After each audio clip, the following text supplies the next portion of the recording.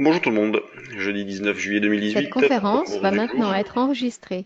Petite hausse hier à Wall Street avec le Dow Jones qui a pris 0,32%, le SP500 0,22, le Nasdaq lui a terminé proche de l'équilibre.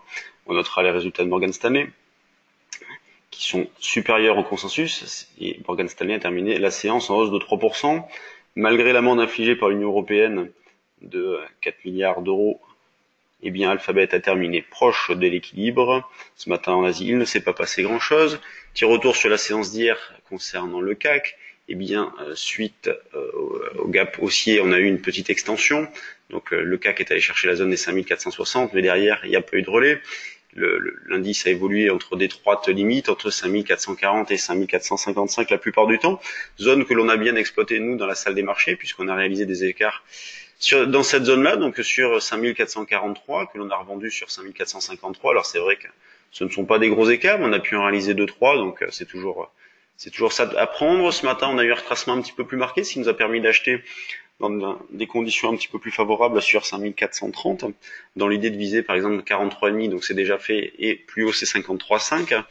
Donc nous, on considère que le contexte de fond va rester identique, à savoir un marché qui va rester hésitant, il y a toujours un manque de visibilité qui reste fort, et c'est pour ça qu'on continue à travailler en synthétique, que ce soit en call ou put synthétique, dans la mesure où la volatilité implicite reste faible aussi.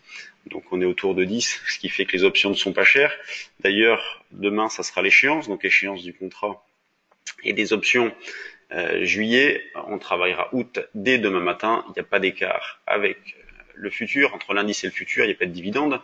Le DAX, quant à lui, a fait le même parcours hier, à savoir une extension peu après l'ouverture et puis plus rien derrière. Le niveau d'achat agressif a déjà été atteint, c'est la zone des 12 720. En dessous, c'est 12 685-90 que l'on jouerait pour tenter un rebond. Là, la hausse a été plus violente ces derniers temps, donc le biais est davantage haussier sur le DAX que sur le CAC. Mais on part toujours du principe aussi que ça va rester laborieux tout ça. Il y a tout pour que ça aille dans ce sens-là en tout cas.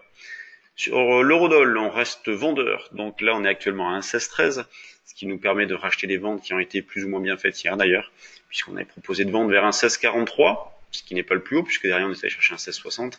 Mais on a pu racheter maintenant sur un 16,13. On peut laisser porter également pour un 15,93 qui est l'objectif suivant, et sinon la zone des 1,1530.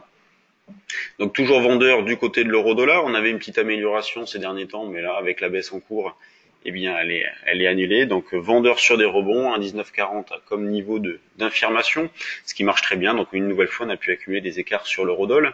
Quand on regarde du côté des actions, on notera la forte baisse de Publicis, donc qui a sorti ses chiffres. Donc chiffre d'affaires du deuxième trimestre nettement inférieur au consensus, ce qui ne pardonne pas. Publicis perd 8% ce matin. Et pourtant, les objectifs, eux, ont été confirmés. Donc 8% de baisse, ce qui fait que la valeur est revenue sur des niveaux du mois d'avril. Donc c'est pas non plus dramatique, c'est sûr que c'est pas très joli, mais il y a des niveaux support, il y a une zone support intéressante autour des 52, au-dessus des 52. La plus forte hausse du jour, c'est Solvay, ça reste modeste, qui prend 0,73%. Ensuite, on a la BNP qui est pas trop mal, donc la BNP a trouvé un support dans cette zone-là. Pour l'instant, il n'y a pas de signal d'achat, il n'y a rien, mais on voit que le potentiel de baisse est peut-être épuisé à l'approche de ces niveaux-là. Total qui se comporte correctement, pourtant le pétrole n'est pas terrible en ce moment. On a LVMH en petite baisse, donc on voit toujours beaucoup de régularité, excepté Publicis, mais on sait pourquoi la valeur baisse. On en a parlé à l'instant. Pour le reste, c'est très régulier, donc toujours beaucoup d'arbitrage, et c'est ce qui nous fait dire qu'il y a tout pour que le contexte de fond reste identique. Donc toujours un marché hésitant. Quand on regarde du côté des screeners, alors quels sont les mid et small cap qui suscitent de l'intérêt ce matin? Donc Neovax, il y a du volume. Iliad, ah tiens, Iliad c'est pas mal d'ailleurs. On aurait un signal d'achat sur Iliad qui se déclencherait au-dessus de cette zone-là, au-dessus des 150, 151, 152. C'est vrai qu'il y a un gap ici à digérer, mais on a une phase de redistribution, donc c'est pas mal. Donc signal d'achat déclenché au-dessus de cette zone-là. Manutan qui monte avec du volume, Groupe Crit, GL Events, Carbios. Bon, pour le reste, on voit qu'il n'y a pas grand-chose. Publicis, déjà, il y a un volume très important, puisque là, il est 9h22 et la valeur a fait plus de la moitié de son volume de toute la séance d'hier, donc volume très important sur cette valeur-là. Donc on voit qu'il n'y a pas énormément de valeur dans ce screener-là, donc une activité qui reste modeste, c'est normal. Je crains que la semaine prochaine, après l'échéance, on rentre dans le dur de l'été avec des volumes qui vont tomber, mais ce qui ne veut pas dire qu'on n'aura pas d'écart à réaliser, puisque justement le manque de densité peut faire que les écarts sont importants sur les indices notamment, sur les valeurs. On voit que c'est assez calme sur les valeurs du CAC et assez calme également sur les valeurs secondaires. Sur ce, je vous souhaite une bonne séance.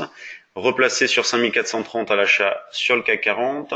J'essaie de gratter un petit peu plus bas sur le DAX, plutôt 12 690. Et puis on cherche à vendre de l'eurodoll vers un 16,55,60. À demain tout le monde.